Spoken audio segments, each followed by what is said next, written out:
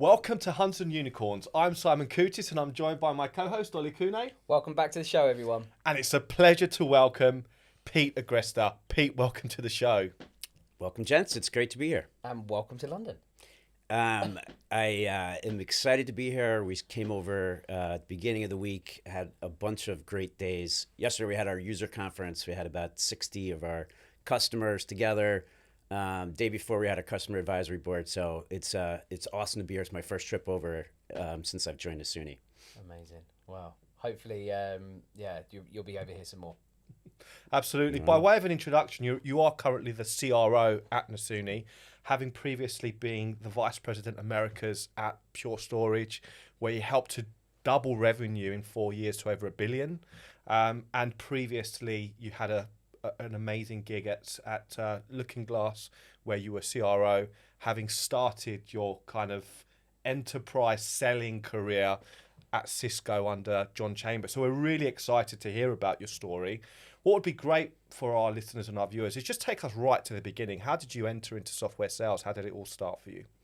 Yeah, well, I started in sales. I kind of describe it. I hustled my way into the ground floor of a company which was a network reseller based in New York City, and I was lucky. I got into the business right as the business was taking off, and the great internet build out was happening, and I got exposed to the business really of just sales and enterprise selling, because it was in the networking space. We had a lot of relationships with Cisco, and I got recruited into Cisco, and I'll tell you that probably changed my career, definitely changed my life as an opportunity, because I don't think there was a better sales organization to be at in the late 90s than Cisco Systems. When I started there, my very first day actually was the sales kickoff, and it was in Toronto, and I flew up to Toronto. I knew a lot about the company, but I was not prepared to walk in on, we had just capped $100 billion in market cap, and the company was really, I always call it like the seventh inning stretch of Cisco's run, at the beginning of Cisco. So, and I was in the New York City office, selling into some of the largest Wall Street accounts, and it just was surrounded by absolute amazing go-to-market, sales leaders and teammates, and so that was sort of how I got my career started. You obviously had quite a long stint at Cisco. You spent just under 9 years, I think it was, or just over 8 years. But you were exposed, as you said, to some of the largest accounts. Just take us back to that. How quickly did you assume those types of kind of enterprise selling roles, and how was it also working closely with John Chambers, who I know had a big impact on you? Yeah, well, I think everyone who started at Cisco had to first prove themselves. So even though I was in the market and in the business, and I came into a good job, my job was a target account manager, and really I had the leftover accounts, as I call them. It was I was assigned 5 accounts where Cisco they had really chosen not to work with Cisco. So the real successful people over time had pruned these accounts from their books, and they left them over for the new guy to go hunt in. And so I'll tell you, for the first year in that job, I was, every day not sure I was going to be there for the next quarter and the next quarter, because you're surrounded by successful people, and you were given the hardest accounts. So it wasn't easy. But I managed to have some success, managed to crack a really one major account really at the end of my first year in selling. And that kind of got me started and got me on the map. Over the next couple of years, we just were experiencing tremendous growth. And we had, Cisco was very well known as an acquisition-driven company. Lots of technology development that happened. But what I was fortunate enough was, because we were doing so much acquisitions and I was calling on some of the largest accounts on Wall Street, all of those businesses wanted to be working with Cisco. So even though, my job was to sell into the technology and the CIOs in the department, the network infrastructure team, what I uncovered was that we could build relationships across the firm, because the bankers wanted to talk to Cisco, and our M&A teams, and we were doing cash management. So and this was not only me, it was really driven by some of the leaders in the office, that we figured out that you really could develop relationships and drive business to business relevance. And it wasn't just about the technology point solution. And through that effort, we got a lot more success. So later on, when I went to Pure Storage, part of the reason I went to Pure is because at the time, Charlie Giancarlo, who's the CEO of Pure, was a senior exec, partially responsible for our M&A activity, and at some point was responsible for a lot of the product development. So, I asked Charlie to be an executive sponsor for Lehman Brothers and Goldman Sachs. And so as I was calling on those accounts, I had a real relationship hotline back into Charlie, and John Chambers, would often say at the time, as goes New York, so goes Cisco. And that was really meant to say Wall Street was a major, major market for Cisco. So all the executives would come out and spend time, and they wanted to spend time with me in the accounts. And so really good salespeople learned how to leverage all of the company.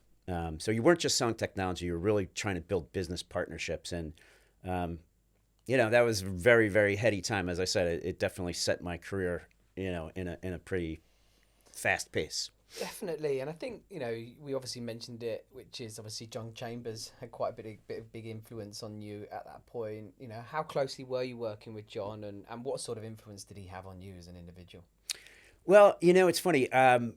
John was obviously the CEO of the company and a larger than life executive, but I would say actually the local sales executives were really who I looked up to and partnered with. And I often think about that as my career's progressed. It's like the most important executive for most salespeople is the director who can directly influence and coach you on deals, be part of your sales campaign, build relationships inside of accounts with you. And while John had that, because John would come to New York and he set the bar very high for being able to connect and talk about our technology in really, really compelling business terms and get us into, I've sat in meetings with, the CEO of Goldman Sachs, and John would say, do you mind, Hank Paulson, do you mind if I have my sales exec in this meeting with us? Because that will help him, work with your teams. So that kind of example where it's like the CEO of the company would elevate the sales executive and say, this is not a meeting that you're not in. To be relevant in your job, you need to understand the conversation that we're having in the boardroom. So John set the tone. And that was, an amazing experience to be sitting in those meetings early in my career. But as I said, it was like there's folks like Nick Adamo who, retired from Cisco, still in the business. I kind of credit Nick as the person who hired me. He didn't directly hire me, but he ran the business. And Nick was a huge influence. Pat Finn, who I'm very close to this day, actually later on, he was on the board at LookingGlass, how I ended up at LookingGlass. Right. There's some people who really built Cisco in those days, many, many more, who I learned from and learned about being relevant, spending time with customers. It's not about your technology.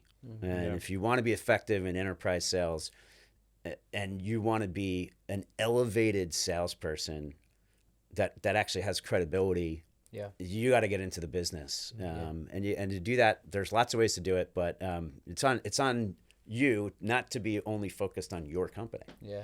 This is a great opportunity to really talk about, stuff that we've spoken about in the past, which is all around value creation and building that into your sales motion.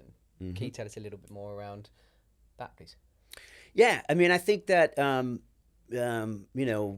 there's trainings and there's lots of ways that we try to train salespeople to understand the customer, and they all have value. So there's good things about it, but I think fundamentally you need to hire a team and have a team that's genuinely curious. And it starts from that. If I want to create value, I need to understand what's valuable for you.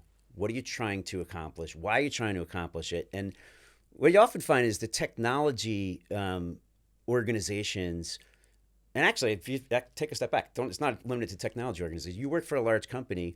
Sometimes it's easier to be an external person. It's easier to be a salesperson and come consult with somebody because you're studying it. Like I would often say,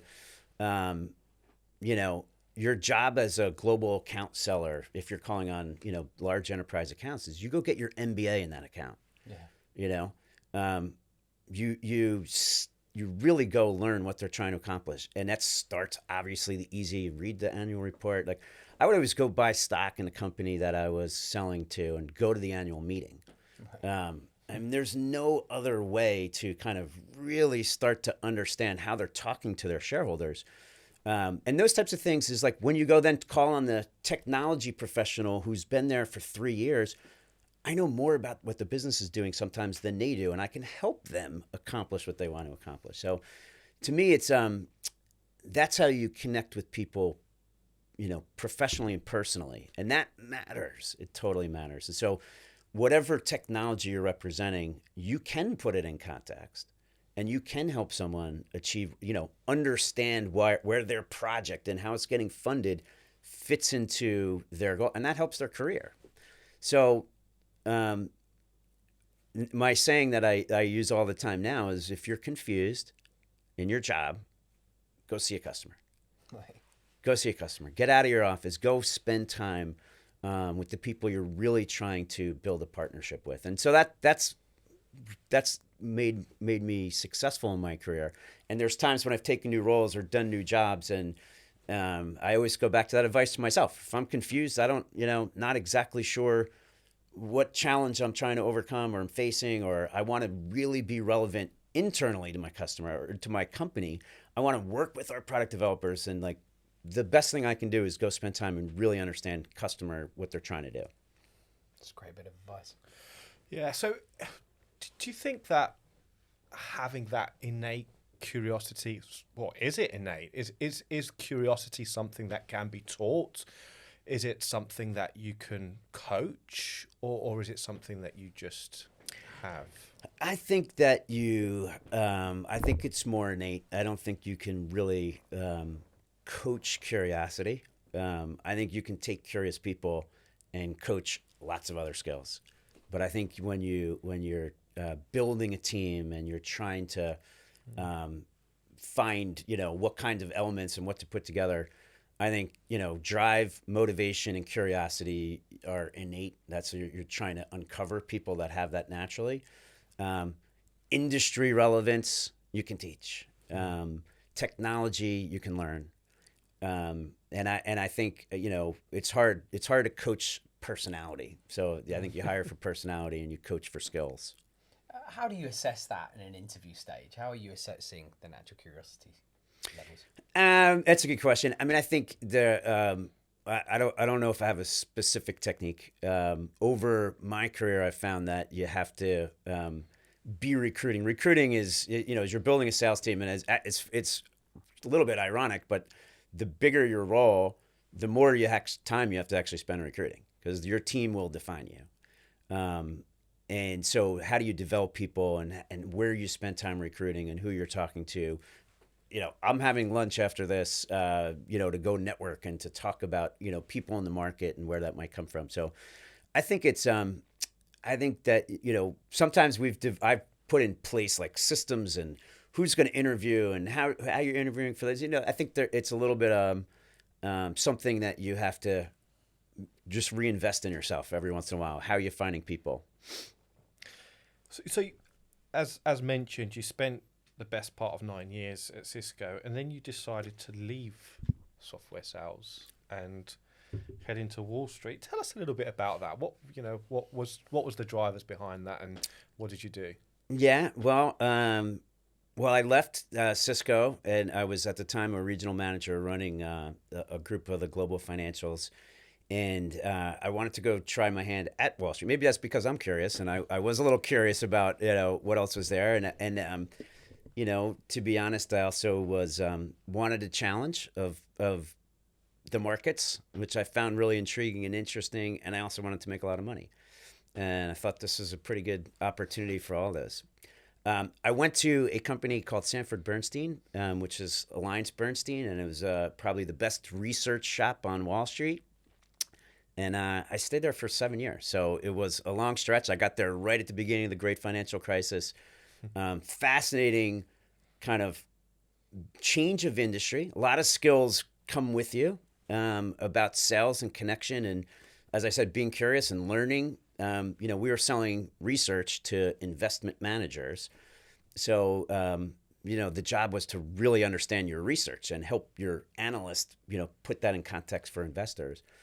It was actually a fascinating business. As I said, a lot of the sales skills came along, but I actually, if I really were to look back on it now, I'll tell you some of the best sales skills I think are more in the technology business. There's great investors that are also good salespeople in the equity research business. What skills do you think you learned that have enabled you to, I suppose, elevate to where you have, or have any of those skills that you learned at Wall Street and having experienced that different line of work helped you in, I don't know, your job today? Yeah, I think that what's interesting about equity research business is that you are selling to a professional investor, and they usually know the product even better than you do. It's kind of like, if you think about your product being research sales, someone who's invested millions of dollars, tens of millions of dollars into a company has a point of view, and they've researched it far more than you ever could. So you have to find the insight in the work that you're doing, and you have to be able to really connect the dots between why it should be relevant to somebody. And that skill that I developed in that role was to do that every single day. Right. Every single day, digest a huge amount of information and try to be compelling and relevant to someone, and be respectful that, I don't know everything that you might know about the situation, but I have an insight that I think can help you. And I think that the ability to do that and to find confidence in that I can study something and find an insight and bring it to a customer is something that I took from that, and I coach into teams now. It's like, if you're going to be in sales, if you're going to be an SDR starting on the phones, is like, that's the similar kind of scenario. Like, you're calling someone who is a professional for years in whatever discipline it is.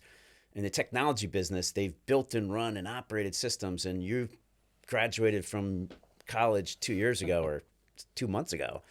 You have to find the confidence to really connect at a human level with somebody and to have an insight. You don't have to be profoundly knowledgeable about every situation in order to be a meaningful salesperson and make a meaningful connection.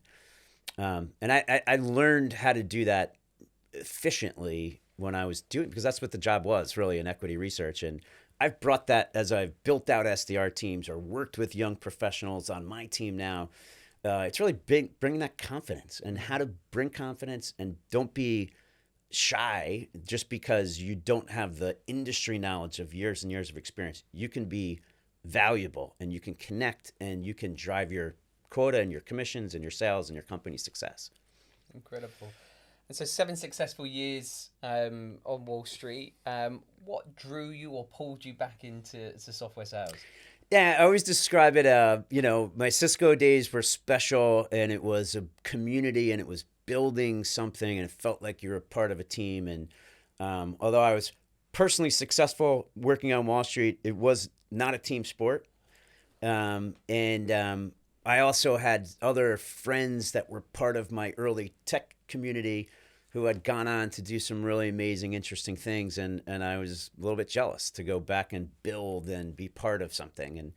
And I decided to come back to the technology business. Yes, it was a weird career, kind of a weird career trajectory. Mm-hmm. And I came really into a Series B startup that was just launching. They're building their go-to-market team, and I was part of that early group. So that was quite an experience coming back to the business. It was kind of the second chance to reinvent myself, and leaving a successful team and running a decent chunk of the business to go with 0 sales and 7 people around a conference room table trying to figure out what should we call our technology? What category should we be in? And who's going to be our customers? It's really interesting because you did have two stints, with kind of early stage companies, and then you went into LookingGlass where you took a chief revenue officer role. I suppose just wanted to reflect how quickly you've been able to rise, in terms of your career. The trajectory is so impressive. What is it that you think you did well that enabled you to really have such an accelerated career trajectory in such a short time? Well, I appreciate that perspective. It didn't feel like a short period of time as I was going through it. I think that it's a combination of trying to be great at sales and craft and leadership and team building, with the thought process of trying to understand the business. And I think, having spent time with Wall Street and on Wall Street and really studying businesses and what is what drives it, what metrics are you trying to do, and how does the CEO think, and how does the CFO think, and how does the investors think, and what does the board care about? And the combination of being an operator and running sales teams and building businesses, and also being able to connect with the executive teams and boards, I think it allows me to kind of translate what you're doing, why you're doing it, and what kind of resources do you need, and what does the other departments need to, what do I need from all the other parts of the organization? So I think that's really the difference between just being an operator. It's also understanding the business and what you're trying to achieve in the marketplace. What's interesting is that obviously you were given the chief revenue officer role, having had some relationships which you've leveraged from your time at Cisco, but you've obviously got an invisible reputation which has really enabled you to give those executives the trust in you. How important do you think that is in terms of really elevating you and really building those relationships at every stage of your career, not just at key moments in your career? I think it's a great question. And I can tell you, as I've taken roles, there's individual contributors that will be on the team that will make a huge impression on me, because they're curious and they reach out and they're bringing me into their business issues, and it stands out. And I think I was one of those people in my career, and connecting with different people, because I always felt like I don't care if anyone works for me. I don't care if anyone reports to me, as long as you all work for me. And that was my attitude as a salesperson, because at the end of the day, you're representing your business and you're running your own franchise. And so I'm going to use every resource that I possibly can if it's the right thing for the account. And I see that on my teams. And as I've traversed my career, the best salespeople build relationships internally. It's not politics. It's because they're trying to do their best job, and it happens very naturally. I'll tell you, because I was planning to come over here, I have an account manager on the team. We had done, I guess 8 weeks ago, an account review, and he took it upon himself to book a meeting, use my visit as a reason to get into an executive that he hadn't been able to get into before. He probably called me 30 times, Slacked me. I don't use Slack. Texted me, got with my EA, did an account plan, built it out, scheduled a debrief, pre-brief, and then asked me, instead of flying to London, would I fly to Manchester on the red eye on Monday night, because we needed to be to go see the customer on Tuesday morning, which I gladly did. Now, that's just an example of someone. He was not trying to build a relationship with me. He's trying to succeed in his job. But naturally, the byproduct is I spent a whole bunch of time with him, and we coached him on the deal, and we were together in it, and we got a lot of feedback. And so that's my advice to people is, if you're passionate about building your business, it will naturally lead towards opportunities. You won't be shy about involving me in your deal, because you're going to use every resource. You'll call the CEO, right? And I think I've always appreciated that. And no matter how big the team is, how big the company is, the great salespeople, it comes naturally where they build relationships internally. It's amazing. We hear about it a lot, internal and external champion building. But the way you talk about, the opportunity to get out and engage with your customer, you can clearly feel it's something that you're still really passionate about. Do you still love getting amongst the deals and still getting amongst customers? Yeah, there's nothing better. I started at this role at the beginning of this year, so that was January. And I live in New York. The company's based in Boston, so I've been in Boston pretty much every week, though. The first part of the year, and we had a board meeting, and I told my CEO and my president, who I report to, I said, "You guys won't see me in Boston until the very end of the quarter because now it's time for me to get out in the field and spend time with customers." And there's really no better as you get higher and you're in a different role. The tendency to spend all of your time internally, it happens to people, and you have to fight against that. You can't do that. The only way that I'm relevant as a revenue leader is to understand what's happening at all the different parts of the organization. And you can't do that from reports. You can't do that from calls. You have to spend time with your team, and you have to spend time with customers and partners. And, in this business, in all businesses, but specifically in this business, you have to build a really viable partner ecosystem, and you have to understand what's driving their businesses and how you can all work together. So it's contact sport. Sales is a contact sport, and you got to be out in the field. So 2016, 2019, 2.5 very successful years, CRO, LookingGlass. Tell us about the transition in 2019 into Pure Storage and how that opportunity came about. Yeah, so as I mentioned earlier, back to my Cisco roots, I had kept in touch with a couple of key executives that were really important in my early career, one of which had been Charlie Giancarlo. And Charlie had gone into the investment business, actually doing private equity investments. And at one point, I asked Charlie, when I was working on Wall Street, would he come speak at a customer event? And, I developed, I always had a very healthy respect for Charlie as a leader and as a thinker, an entrepreneur. And I knew he had come to Pure Storage. And Charlie called me up one day and said, "Hey, Pete, I'm at Pure." I was like, "No shit, I know." But, he explained that Pure had built an amazing product and an amazing business, really changed a business model at the same time they innovated on the technology. And it was that combination of innovation on the business model and core innovation in a technology space that really propelled Pure. But his observation was we were having trouble building relevance in the enterprise because that's where the competitors were most entrenched, and they just were not going to allow Pure easy access to their customer base.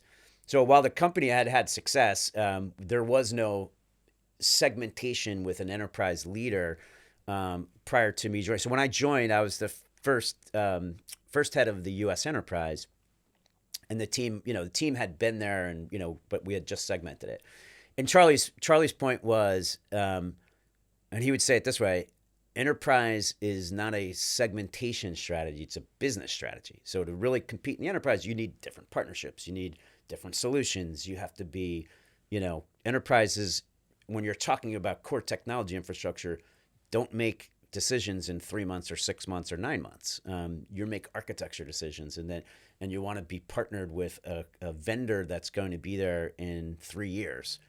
And so you have to develop that go-to-market motion. And I was fortunate enough to be joining a team, some amazing, successful people at Pure had already succeeded, but we wanted to run the business a little bit different, more appropriate for the enterprise.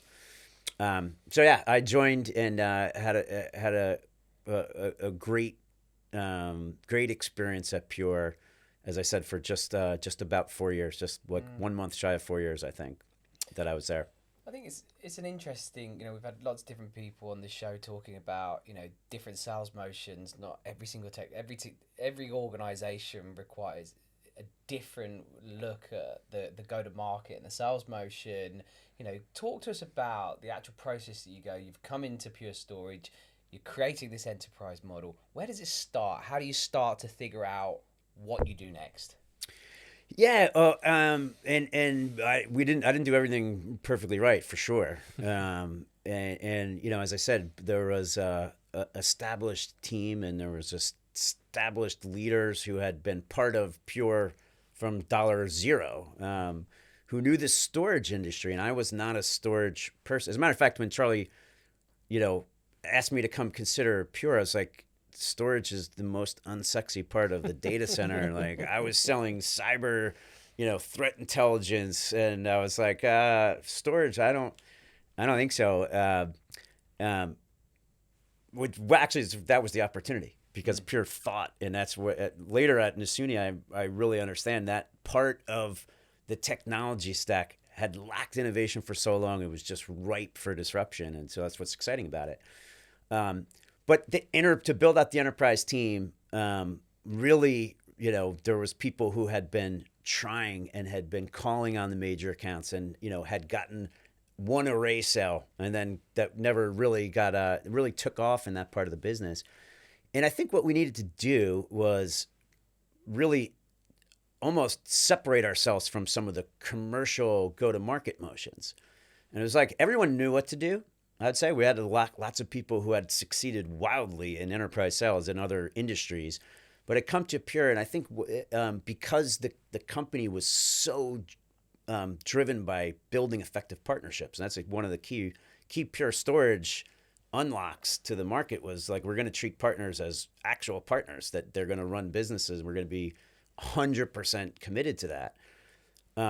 But what happened a little bit was, you got a motion that was a little more commercial driven. We're going to get a lead, start talking to a customer, and bring it to a partner to finish the sale, or start with the partnerships. And by spending that much time with partners, you lacked the attention to really think about how to bring value and architecture sales to the enterprise. And so what we needed to figure out was, it wasn't about not knowing what to do, it was actually making that the priority. And that meant stopping doing some of the things we did for commercial. I'll tell you, I had some debates with my management, my boss, because we ran everything. I said I need to opt out of, the Q2 spiff, because it's going to take people's attention off of where I want to be doing account planning. And so some of those, like, how do you actually operate the teams differently, was what we needed to figure out. We did some experiments, some things that I brought to the table. I learned that you have to win the locker room of your team. It's just as important as having the right idea, knowing what to do, is making sure that you win the team and they believe that they're doing the right things and that they're bought in. No pocket vetoes from the key leaders on your team. And I did some of that, some things well, some things I moved, maybe I had too many initiatives and things I was trying to do. So over time, the leadership team and my key leaders, and I learned this actually from someone who was on my team, a real senior leader, reported to me, and I'll tell you, I think I learned more from him than I imparted on him in our time together. And he just would say, like, you got to co-author this. Like, if you're a go-to-market team running a segment, running a big business, everybody's fingerprints need to be on the plan. And you as the leader can be responsible for making sure it happens, enlisting everyone's support, making sure there's follow-through, but you can't be the only author about what is going to be the go-to-market. And as we developed as a leadership team is really when we started to get true success, because we were building and operating the team. We were all bought in on the game plan. And yeah, we had some real success there. So how do you find the balance between building a factory and being the chemist?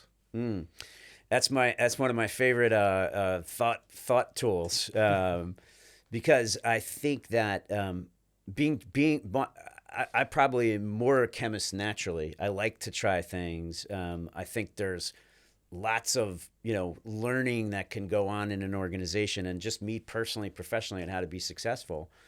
But you have to make sure the trains are running on time, the quota's getting delivered. There's 13 weeks in a quarter. You have to have an operation for how you run. I've read this book here.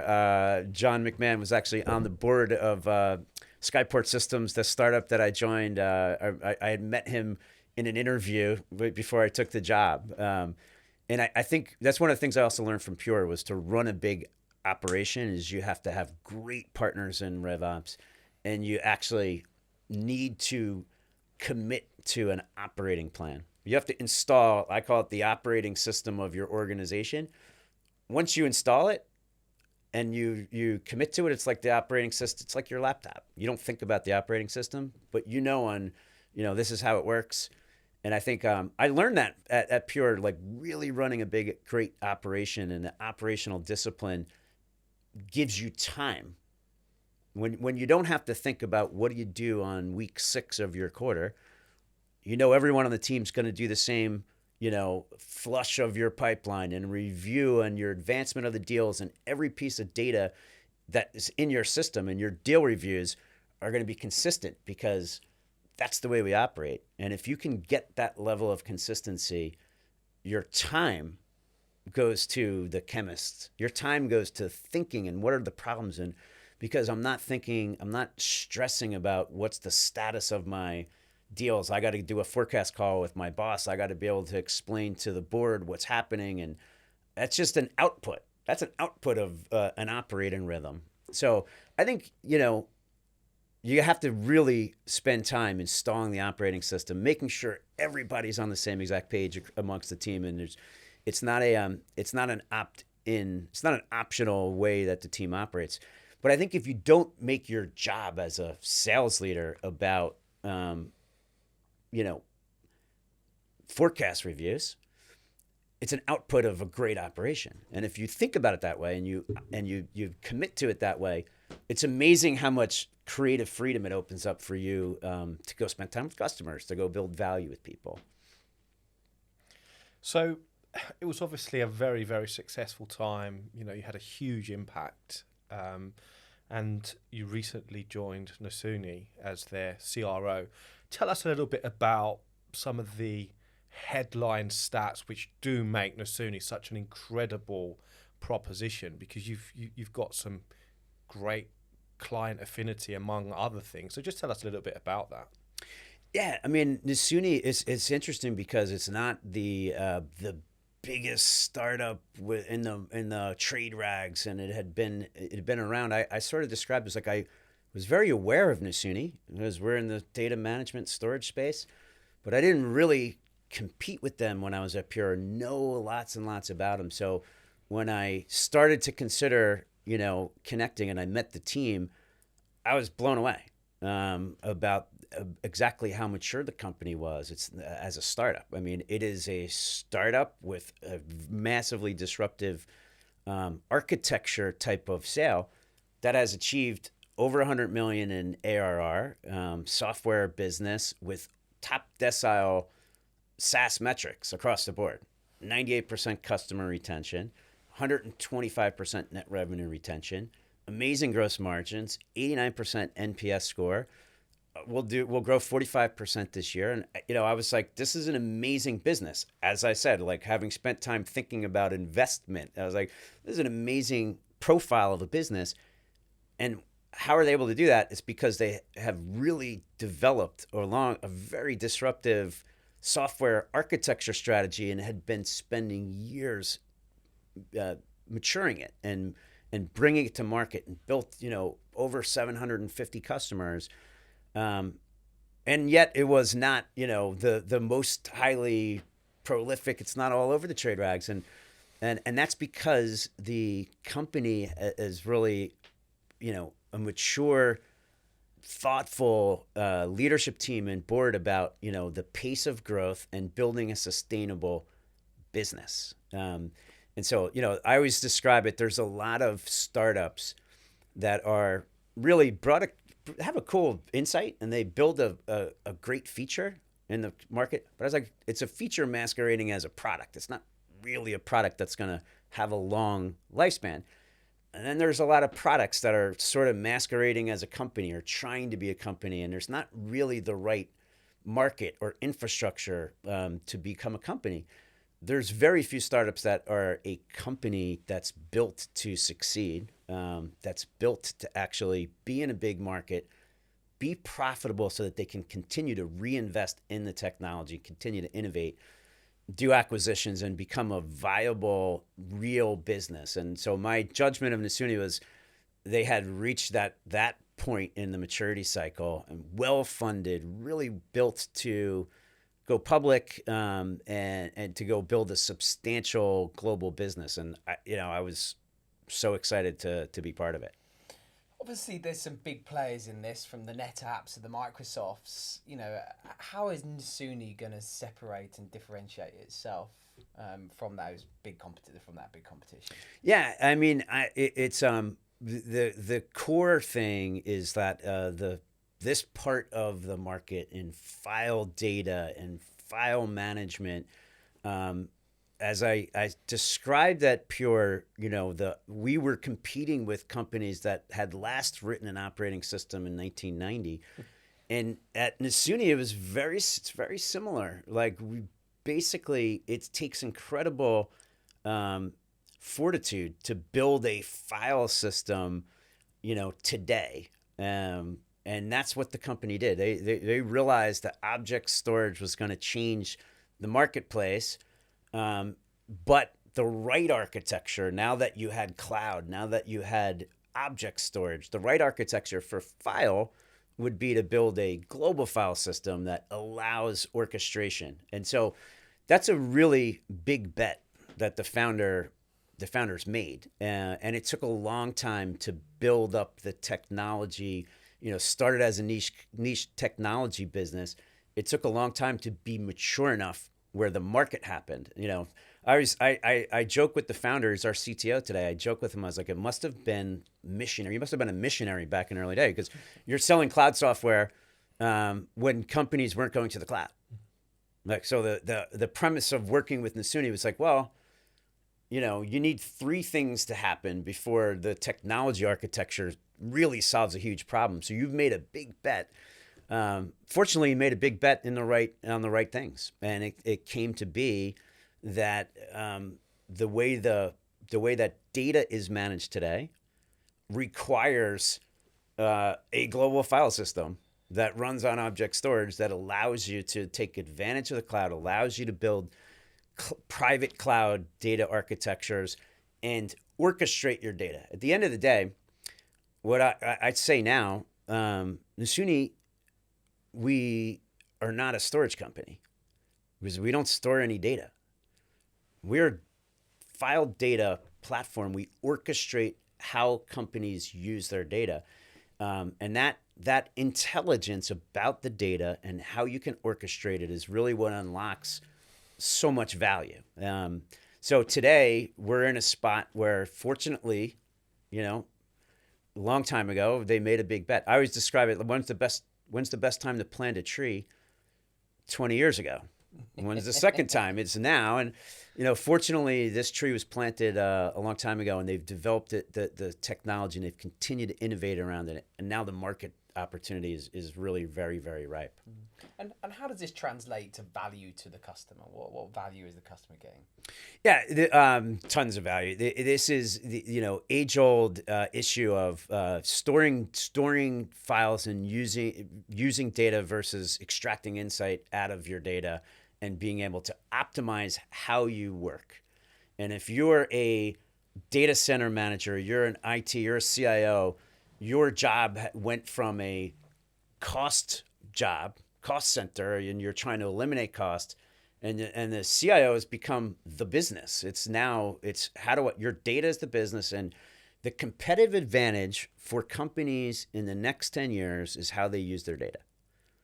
And the great businesses will be excellent at orchestrating their data, organizing it, using and extracting data from it. And sometimes, like I say big data is dead. It's not about having all the data in the world. It's actually knowing which things to get rid of and knowing how to connect and pull insights out of your data. And that's the position that Nasuni solves for and helps solve. It's part of the equation for great technology managers to learn how to use their data in highly intelligent ways, how to orchestrate it, and how to actually, as I said, change their businesses, change the careers of people whose job it is to manage the data. Well, I think if you have a look at the growth of the observability space, right, at the moment, it's a big indication, right? Absolutely. I mean, I think that's exactly that's a great observation, because the way software is built and the way software operates now is saying, like, all of the things that that used to be in a single system was a one-time decision by an engineer or team of engineers and developers to build, is now can be tuned and can be run differently, and that unlocks so much value. I think yesterday, as I said, we had our customer advisory board, and we did a preview of what a product we call File Data Analytics will be part of our core platform. And it was so exciting to see our customers really getting excited about how much more they can do as they go deeper and deeper into the insights that come from using the data. It's not just about, it is day one, it's about I can optimize my cost structure, about how that works. But the really forward-looking customers can see so much more opportunity for how they operate their businesses. And what's your mission then? So you've joined the organization. What is the ambition? And yeah. Well, as I said, I joined because it's more than a feature. It's more than a product. It's an architecture that is building, and it's a business that's built to become a substantial business. And so my mission is to accelerate the growth, to build out the go-to-market teams, to be really thoughtful about what markets we enter and how we build that, what partnerships we do. And, I think this is a business that will easily could be a public business in the right market. And I think if we get the right timing of how we build the business and how the market comes together, it could be an exciting number of years for us here. Amazing. Always interested, I think I've been able to definitely draw some alignments from your Wall Street days to obviously, your experience as a CRO. Ever thought about becoming a CEO at some point? Is there? Well, right now I'm super excited for this job. And I'm super excited for this job. I think that, the way this company operates too, it's like it really truly is a partnership at the executive team. I love the colleagues that I'm working with. From our head of product to our chief technology officer to the president to head of marketing and our CEO and the board, it really is a very collaborative team. And I'm just excited to be here, and I'm excited for the opportunity. I think it's a great time to really reflect on what we've heard today, because I think there's some kind of real key takeaways that I've taken personally from this.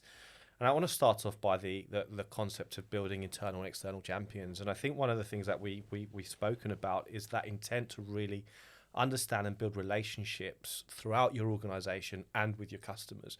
And it's not just about building champions above, but it's also building champions below. Because as you mentioned earlier, unless you've actually got people that really buy into anything that you're working towards and you're working collaboratively on that, it's really difficult. It is the ultimate change management concept. And I think that the concept of really being able to go and elevate yourself within and your career, you do need to rely on champions who are going to help to propel you and elevate you forward. And the second point, I think the thing that really jumped out to me is this kind of inquisitive mindset to really just go out there and learn and be curious. And I think that that's something that has really enabled you to find the angles and find the solutions, because you're not focusing on yourself, you're focusing on others.